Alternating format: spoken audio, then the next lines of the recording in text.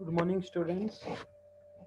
हमारा आज का नेक्स्ट मेथड है यील्ड मेथड्स को हम पढ़ रहे थे। यील्ड में हमने डिविडेंड यील्ड मेथड को पढ़ लिया था।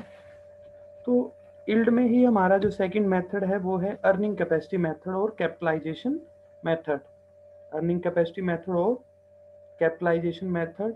तो जो मेन ड्रॉबैक थी डिविडेंड यील्ड मेथड की वो क्या थी कि हमने कंपनी की अर्निंग कैपेसिटी को नहीं देखा था। हमने सिर्फ और सिर्फ क्या चेक किया कि कंपनी ने डिविडेंड कितना दिया। हमने ये चेक नहीं किया कि उसने प्रॉफिट कितना अर्न किया। हमने सिर्फ क्या चेक किया कि उसने डिविडेंड कितना दिया।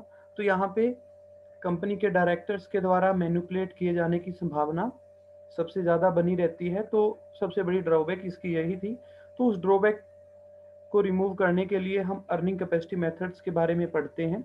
अर्निंग कैपेसिटी मेथड क्या कहते हैं कि हम यहाँ पे सिर्फ और सिर्फ अर्निंग कैपेसिटी मीन्स यहाँ से कंपनी के प्रॉफिट्स को, कंपनी के पूरे प्रॉफिट्स को ध्यान में रखेंगे। कंपनी ने जो प्रॉफिट अर्न किया है उस प्रॉफिट्स को ध्यान में रख के वैल्यूएशन ऑफ शेयर्स करेंगे, न कि डिविडेंड्स को ध्यान में रखेंगे।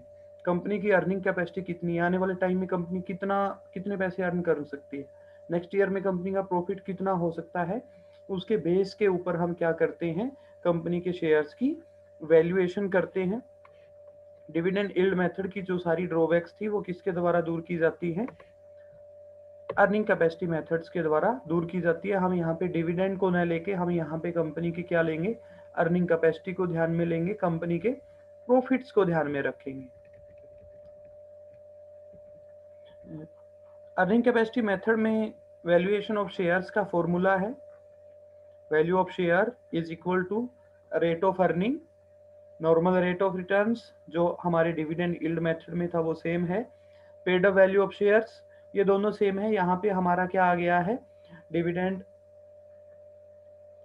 जब हम ऊपर डिविडेंड लिखते थे वहां पे रेट ऑफ अर्निंग हमारे पास, हम रेट ऑफ अर्निंग यहाँ पे करेंगे अर्निंग कैपेसिटी मेथड में। अब बात आती है कि रेट ऑफ अर्निंग कैसे निकालेंगे। Normal rate of returns questions में ऑलरेडी दिया होता है। तो रेट ऑफ अर्निंग हम कैसे निकालेंगे, रेट ऑफ अर्निंग या estimated future earning, future maintainable profit. तो फ्यूचर में क्या प्रॉफिट रहने वाला है तो वो कैसे निकलेगा। तो रेट ऑफ अर्निंग का फॉर्मूला भी हमें दिया हुआ है यहाँ पे। तो रेट ऑफ अर्निंग कैसे निकलेगी, एस्टिमेटेड फ्यूचर अर्निंग, फ्यूचर में नेक्स्ट ईयर में हमारी अर्निंग कितनी होने वाली है वो estimated, divide capital employed multiply 100। तो यहाँ पे नेक्स्ट ईयर में हमारा प्रॉफिट क्या हो सकता है, तो हमने वैल्यूएशन ऑफ गुडविल किया था, उसमें हमने एवरेज प्रॉफिट निकालते थे, एवरेज प्रॉफिट निकालते थे। वही फॉर्मूला रहेगा यहाँ पे। एस्टिमेटेड फ्यूचर अर्निंग में हम क्या करते थे, क्या करेंगे, जैसे हम एवरेज प्रॉफिट निकालते थे और फ्यूचर में जो घटनाएं घटने वाली हैं, आप लोगों के एबनॉर्मल प्रॉफिट है, एबनॉर्मल लॉस है, उसके इफेक्ट को एवरेज प्रॉफिट में से प्लस माइनस कर देते थे। एबनॉर्मल लॉस को प्लस कर देते थे, एबनॉर्मल प्रॉफिट को हम माइनस कर देते थे, और फ्यूचर में जो घटनाएं घटने वाली हैं उन सभी के इफेक्ट को क्या कर लेते थे, कंसीडर कर लेते थे। ऐसे हम एस्टिमेटेड फ्यूचर अर्निंग निकाल लेंगे। उसके बाद हम बात करते हैं एस्टिमेटेड फ्यूचर अर्निंग में, देखो वही आएगा हमारा एडजस्टेड, हम यहाँ पे कर लेंगे। इसमें हम क्या करेंगे, एवरेज प्रॉफिट निकाल लेंगे पास्ट ईयर के बेसिस के ऊपर। हमें क्वेश्चन में पास्ट ईयर के प्रॉफिट दिए मिलेंगे, उसके बेस पे हम फ्यूचर एवरेज प्रॉफिट निकाल लेंगे। एवरेज प्रॉफिट निकालने के बाद एलिमिनेशन ऑफ एबनॉर्मल प्रॉफिट, इसको हम क्या करते थे, माइनस कर देते थे अपने प्रॉफिट में से। Elimination of abnormal losses, loss by accident, strike, flood, थेट, इन सभी को क्या कर देते हैं, मींस एबनॉर्मल लॉस जो कभी कभार हुए हैं, ये लॉस के कारण हमारा प्रॉफिट कम हो गया है, इनको हम क्या कर देंगे, ऐड कर देंगे। और other methods, valuation of stocks का है, डेप्रिसिएशन की पॉलिसी है, इनमें यदि कोई चेंज है तो हम उनको भी क्या कर लेंगे, एडजस्ट कर लेंगे। देन उसके बाद हम बात करते हैं यहाँ पे income from investment. Income from investment को हम यहाँ पे कंसीडर नहीं करेंगे। एवरेज प्रॉफिट हमने गुडविल में भी ऐसे ही किया था। इसमें भी ऐसे ही है, इन्वेस्टमेंट्स की जो इनकम है, आउटसाइड इन्वेस्टमेंट, आपने अपने बिजनेस से आउटसाइड में किसी कंपनी के शेयर्स में आपने पैसा लगा रखा है, तो वो ना तो आपकी एसेट्स में कंसीडर होगी कैपिटल एम्प्लॉयड जब निकाल लेंगे, और ना ही उसकी इनकम हमारे एवरेज प्रॉफिट में हम कंसीडर करेंगे। देन उसके बाद वेटेड एवरेज प्रॉफिट हम कब निकालते हैं, यदि कॉन्टिन्यूसली हमारा प्रॉफिट क्या कर रहा है, इंक्रीज कर रहा है। फॉर एग्जांपल कि ईयर 1 में आपका प्रॉफिट 40,000 है, ईयर 2 में 50 है, ईयर 3 में 60 है, ईयर 4 में 70 है। यदि कॉन्टिन्यूसली आप लोगों का, आपकी कंपनी का प्रॉफिट्स क्या कर रहा है, इंक्रीज कर रहा है, उस केस में हम क्या कर लेंगे, वेटेड एवरेज प्रॉफिट ले लेंगे। तो सबसे जो लेटेस्ट ईयर होगा उसको सबसे ज्यादा वेट देंगे, और जो सबसे ओल्ड ईयर होगा हम उसको क्या कर देंगे, सबसे कम। मींस जो ओल्ड ईयर होगा हम वहां से वेट करना स्टार्ट करेंगे, 1 2 3 एंड 4, तो लास्ट वाले को सबसे ज्यादा हम वेट दे देंगे।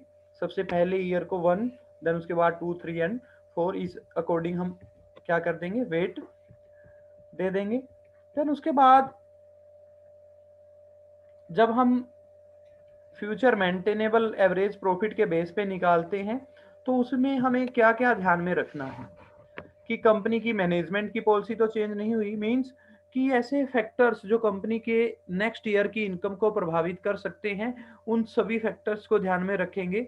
इकोनॉमिक कंडीशंस, मैनेजमेंट कंपनी का, change in the structure of enterprises के स्ट्रक्चर में कोई चेंज हो गया है। देन उसके बाद एक्सपेंशन और मॉडर्नाइजेशन, कंपनी ने अपना बिजनेस बढ़ा दिया है, घटा दिया है, बढ़ा दिया है तो प्रॉफिट ज्यादा होगा, घटा दिया है तो कम होगा, उसको ध्यान में रखेंगे। देन उसके बाद गवर्नमेंट की पॉलिसी में यदि कोई चेंज हो रहा है, गवर्नमेंट की पॉलिसी में, जर्नल रूल और रेगुलेशंस में यदि चेंज हो रहा है, उससे आपके प्रॉफिट्स, आपकी कंपनी के प्रॉफिट्स को इफेक्ट हो रहा है प्लस और माइनस, उसको भी हम ध्यान में रखेंगे। देन उसके बाद change in the taste of customers, आपकी डिमांड कम रहने वाली है या ज्यादा रहने वाली है, हम उसको भी यहाँ पे ध्यान में रखेंगे। देन मेन हमारा जो इस पॉइंट का इंपॉर्टेंस पॉइंट है, कैपिटल एम्प्लॉयड।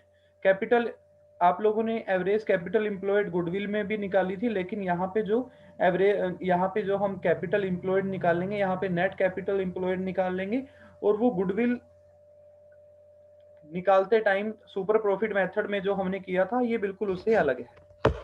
तो हम यहाँ पे जो गुडविल निकालते टाइम हमने एवरेज कैपिटल एम्प्लॉयड निकाल ली थी, हम उसको ध्यान में यहाँ पे नहीं रखेंगे। यहाँ पे कैपिटल एम्प्लॉयड क्या होगी, हमारी total assets minus current liability होगी। बाकी जो लॉन्ग टर्म आप लोगों के डेट्स हैं वो भी आप लोगों के कैपिटल एम्प्लॉयड में कंसीडर हैं। जब हमने गुडविल निकाला था, एवरेज कैपिटल एम्प्लॉयड निकाला था, तो हमने वहां से क्या लिया था, नेटवर्थ को लिया था। यहाँ पे हम क्या करेंगे, कैपिटल एम्प्लॉयड्स में यहाँ पे हम लॉन्ग टर्म सोर्सेज से यदि हमने पैसा ले रखा है, डेट से हमने पैसा ले रखा है, तो उसको भी कैपिटल एम्प्लॉयड में कंसीडर कर लेंगे। तो यहाँ पे अर्निंग कैपेसिटी मेथड में क्या है कि वो कितना अमाउंट, चाहे वो आप कंपनी का ओन कैपिटल है, चाहे वो बाहर से लगा रखी है, कि कितना अमाउंट हमने एक पर्टिकुलर बिजनेस में लगा रखा है, उसके ऊपर क्या रिटर्न आ रही है, उसके ऊपर कंपनी कितने पैसे कमा रही है, हम उसको ध्यान में रख रहे हैं। लेकिन एवरेज कैपिटल एम्प्लॉयड में क्या था कि लॉन्ग टर्म डेट्स की पेमेंट्स करने के बाद भी हमने जो अपने रिसोर्स हैं, ओन फंड है, उनके ऊपर कमाई कितनी आई थी, उसको ध्यान में रखा था। तो यहाँ पे कैपिटल एम्प्लॉयड में हम क्या क्या कंसीडर करेंगे, कैपिटल एम्प्लॉयड में हम सारी की सारी एसेट्स को कंसीडर करेंगे, लेकिन फिक्टिशियस एसेट्स को शामिल नहीं करेंगे। गुडविल है उसको हम शामिल करेंगे, बट इन्वेस्टमेंट को यहाँ पे शामिल नहीं करेंगे। नेट एसेट मेथड में हमने सारी की सारी एसेट्स को शामिल किया था, इन्वेस्टमेंट को भी शामिल किया था, फिक्टिशियस एसेट्स को नहीं किया था। तो नेट एसेट में हमने इन्वेस्टमेंट को कंसीडर किया था, लेकिन अर्निंग कैपेसिटी मेथड में हम क्या करेंगे, इन्वेस्टमेंट को कंसीडर नहीं करेंगे, और न ही उसकी इनकम को अपने प्रॉफिट में कंसीडर करेंगे।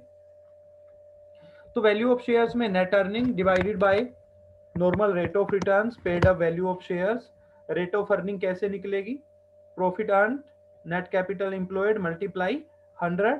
तो जो हम प्रॉफिट लेंगे, जो एवरेज प्रॉफिट हम लेंगे, वो कौन सा प्रॉफिट होगा, उस प्रॉफिट में क्या शामिल होगा, क्या शामिल नहीं होगा, तो उस प्रॉफिट में क्या होगा, profit earn is equal to profit after tax, profit after tax but before the flowing.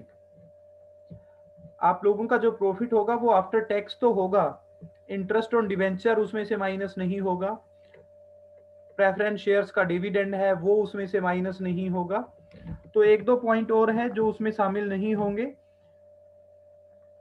तो उसमें से डिविडेंड ऑन प्रेफरेंस शेयर्स मैंने बता दिया, इंटरेस्ट ऑन डिवेंचर्स हो गया, transfer to reserve, transfer to reserve हमारा आ जाएगा, और हमारी कैपिटल एम्प्लॉयड्स का मैंने आप लोगों को बता दिया, all asset eight market value, all asset eight market value minus current liabilities. आप लोगों ने इसको क्या है, कंपेयर नहीं करना है गुडविल वाले के साथ, इसको अलग ही रखना है। नेट कैपिटल एम्प्लॉयड कैसे निकलेगा, all asset eight market value other than investment, investment को छोड़ के माइनस लेस करंट लायबिलिटीज। आप लोगों की जो करंट लायबिलिटीज हैं, लॉन्ग टर्म की जो लायबिलिटी हैं, डिवेंचर्स हैं या लोन है, उनको हम माइनस नहीं करेंगे ऑल एसेट्स में से। आप लोग ये इसका ध्यान रखोगे। तो वैल्यू ऑफ शेयर में हमें रेट ऑफ अर्निंग चाहिए, और रेट ऑफ अर्निंग का फिर आगे फॉर्मूला है प्रॉफिट अर्न्स, एवरेज प्रॉफिट में से हम प्लस माइनस कर लेंगे, जो भी एडजस्टमेंट हमारे पास दी होंगी, नेट कैपिटल एम्प्लॉयड हम निकाल लेंगे all assets minus current liability करके। तो हमारा जो प्रॉफिट होगा, प्रॉफिट आफ्टर टैक्स तो होगा, बट इंटरेस्ट ऑन डिवेंचर्स को हम माइनस नहीं करेंगे। क्यों माइनस नहीं करेंगे इंटरेस्ट ऑन डिवेंचर को अपने प्रॉफिट में से, क्योंकि हमने क्या कर लिया, जब हमने उसको एसेट में से ही माइनस नहीं किया, हमने उसको एसेट में से भी माइनस नहीं किया, तो जो हमारा प्रॉफिट है उसमें से उसके इंटरेस्ट को हम माइनस नहीं करेंगे। देन हमारा जो नेक्स्ट एक क्वेश्चन है, इससे आप लोगों को थोड़ा सा आइडिया हो जाएगा। on 31st March 2012 the company's position was made as under equity and liability में share holder fund equity share capital 4000 equity shares of 100 each 4 lakh, preference share capital 1000 shares 8% preference shares of 100 each 1 lakh, reserve fund 150,000,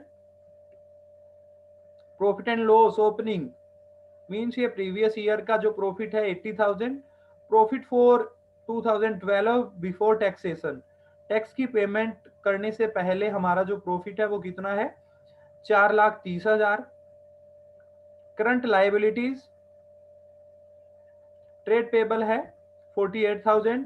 assets में देखो, non current assets में building at cost 80,000 less accumulated depreciation 10,000, हमारे पास building at cost आ गया 70, furniture at cost 3,000, 4% government security at cost, face value being 4 lakh, face value कितनी है 4 लाख है, market value 3,35,000 है। तो ये जो 4% गवर्नमेंट सिक्योरिटी है, जब हम एसेट्स निकालेंगे तो इसको हम कंसीडर नहीं करेंगे, और इसके इफेक्ट को हमारे प्रॉफिट में से भी माइनस कर देंगे। 4% गवर्नमेंट सिक्योरिटी है, 4 लाख का 4% 16,000 के इफेक्ट को हम अपने एवरेज प्रॉफिट में से भी इसके इफेक्ट को क्या कर देंगे, माइनस कर देंगे।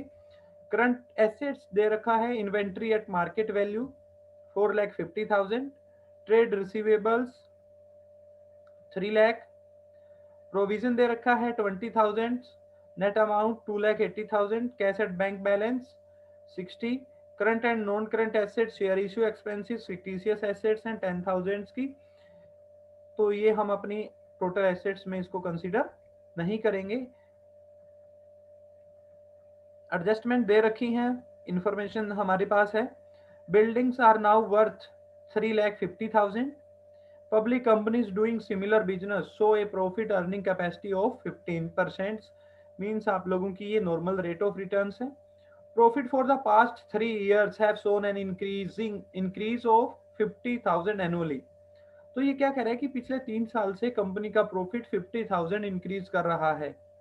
लगातार पास्ट के 3 ईयर से जो कंपनी का प्रॉफिट है वो कितना है, 50,000 से इंक्रीज कर रहा है। तो हमारे पास देखो करंट का दिया हुआ है, करंट की बैलेंस शीट है, बैलेंस शीट 2012 की है। 2012 का बिफोर टैक्सेशन प्रॉफिट दिया हुआ है 4,30,000। तो इससे पहले क्या रहा होगा, 50,000 कम रहा होगा, और उससे पहले ईयर का फिर 50,000 कम रहा होगा।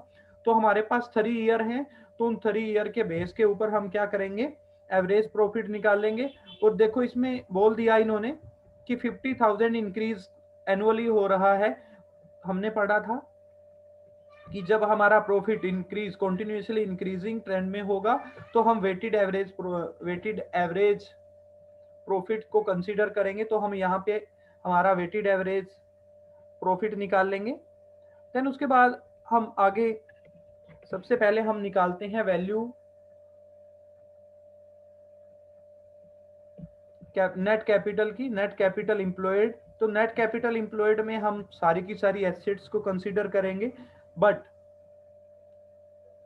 इन्वेस्टमेंट आउटसाइड है, 4% गवर्नमेंट सिक्योरिटी है, इस क्वेश्चन में उसको कंसीडर नहीं करेंगे। तो बिल्डिंग की वैल्यू दी हुई है, देखो बिल्डिंग एट कॉस्ट दे रखी है 70 की, लेकिन मार्केट वैल्यू 3,50,000 है, तो हम 3,50,000 कंसीडर कर लेंगे।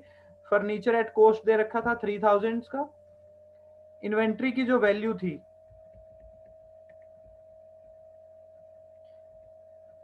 इन्वेंट्री की जो वैल्यू है 4,50,000। ट्रेड ये 4,50,000 कर लेंगे। ट्रेड रिसीवेबल्स है 3 लाख के, प्रोविजन माइनस करके 280 ये ले लेंगे। कैश एंड बैंक 60,000 ये ले लेंगे। तो देखो यहाँ पे हमने ले लिया 3 लाख, इन्वेंट्री 450 का, ट्रेड रिसीवेबल्स बैड डेट्स को कंसीडर करके 280 का बैलेंस रह गया, कैश एंड बैंक बैलेंस 60,000।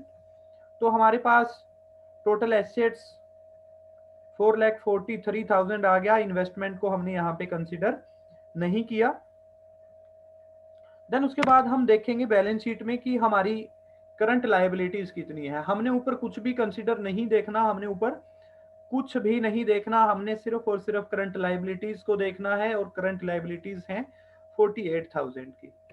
तो हमारे पास 48,000 है, इसको माइनस कर दिया। नेट कैपिटल एम्प्लॉयड हमारे पास 10,95,000 का बैलेंस आ गया। देन उसके बाद हमारे पास कैपिटल एम्प्लॉयड आ गया।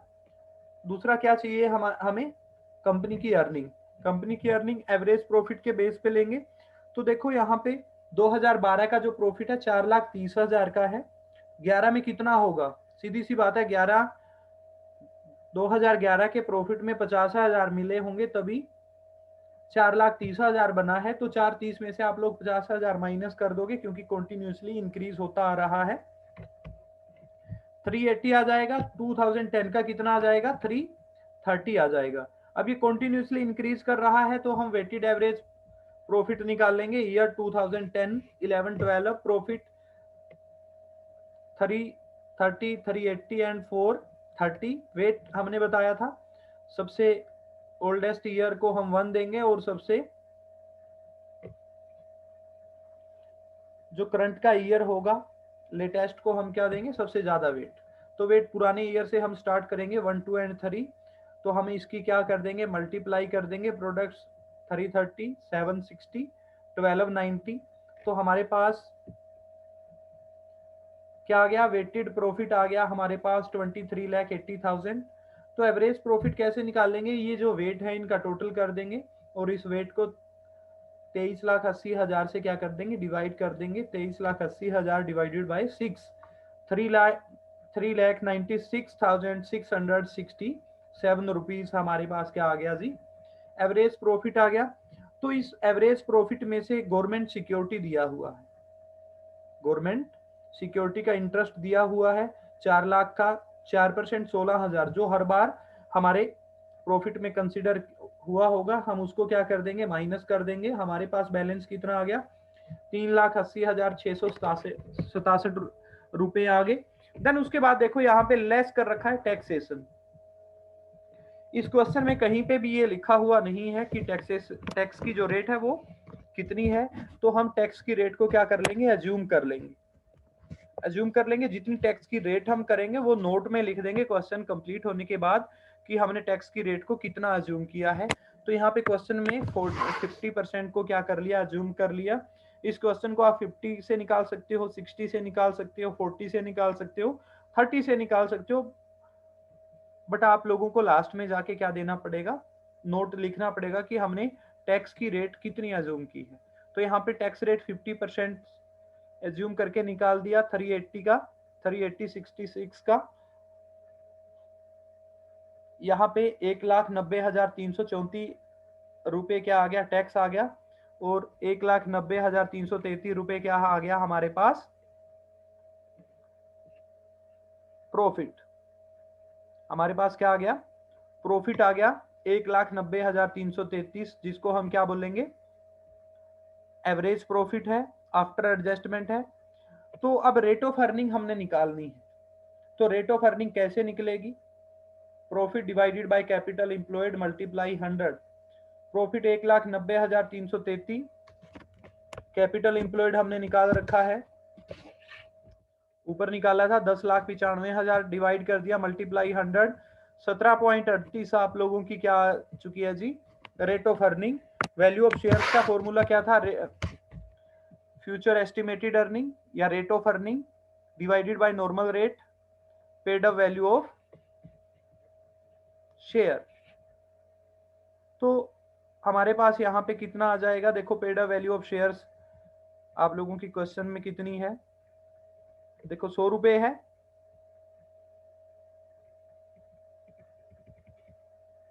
तो हमारे पास क्या आ गया, पेड अप वैल्यू हमने मल्टीप्लाई कर दिया 100 रुपए से, 17.38 डिवाइडेड बाय 15 मल्टीप्लाई 100, तो ये 115 रुपए 87 पैसे हमारे शेयर्स की वैल्यू आ गई है जी। तो इस क्वेश्चन में देखो बहुत सारी बातें थी। यहाँ पे क्वेश्चंस में प्रॉफिट फॉर 2012 बिफोर टैक्सेशन दिया हुआ है।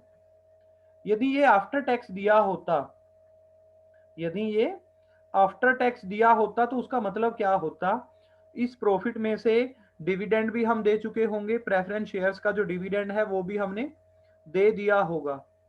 क्योंकि यदि क्वेश्चन में आफ्टर टैक्स आएगा, यदि क्वेश्चन में क्या आएगा, आफ्टर टैक्स आएगा, तो उस केस में हम क्या करेंगे, जो ये प्रेफरेंस शेयर्स आप लोगों को दिखाई दे रहे हैं 1008% हैं, 1,00,000 रुपए के, जिसके ऊपर 8,000 रुपए प्रेफरेंस डिविडेंड बनता है। यदि यहाँ पे प्रॉफिट फॉर द ईयर 2012 ये बिफोर टैक्सेशन ना लिखा होता, तो इस अमाउंट में ये 8,000 रुपए जो माइनस हो चुके थे, क्योंकि प्रेफरेंस शेयर्स को हमने किसमें शामिल कर लिया है, नेट कैपिटल एम्प्लॉयड्स में। जब एसेट्स, टोटल एसेट में से हमने प्रेफरेंस शेयर्स को माइनस नहीं किया है, तो प्रॉफिट में से उसके डिविडेंड को भी हम माइनस नहीं करेंगे। तो यहाँ पे बिफोर टैक्सेशन है, तो इसका मतलब कि प्रेफरेंस शेयर्स का जो डिविडेंड है अभी तक हमने नहीं दिया।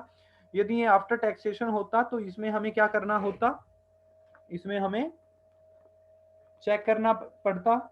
चेक क्या था कि उसमें हमें इन 8,000 रुपए को हमें शामिल करना पड़ता।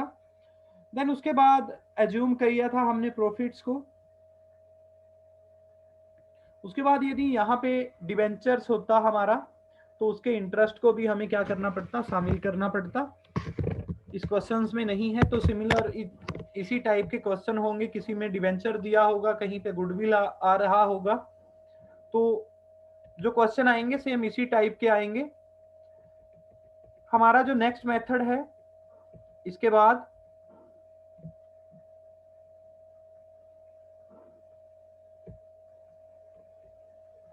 वो मेथड है एवरेज मेथड। हमारा जो सबसे पहला मेथड था नेट एसेट मेथड, उसके बाद यील्ड मेथड था। यील्ड में कौन सा था, dividend yield and earning capacity method, and third one and last is average method. तो इस मेथड में क्या है, इस मेथड्स का कोई अपना अलग से फॉर्मूला नहीं है। एवरेज मेथड क्या है कि आप, हमने नेट एसेट मेथड से वैल्यूएशन ऑफ शेयर किया, और हमने डिविडेंड यील्ड से किया या अर्निंग कैपेसिटी मेथड से किया। तो यदि इन दोनों में काफी डिफरेंस है, तो हम क्या कर लेते हैं, इन दोनों का एवरेज निकाल लेते हैं, इन दोनों का एवरेज निकाल लेते हैं, जिसको हम फेयर वैल्यू मेथड भी बोलते हैं, कि एक में शेयर की वैल्यू ज्यादा निकाल रखी है, एक में कम निकाल रखी है, उन दोनों का क्या कर दिया हमने, टोटल कर दिया और 2 से डिवाइड कर दिया। तो उसको हम क्या बोलेंगे, एवरेज प्रॉफिट मेथड। दोबारा से मैं बोल रहा हूं, नेट एसेट में शेयर की वैल्यू हमने निकाल ली 50 रुपए,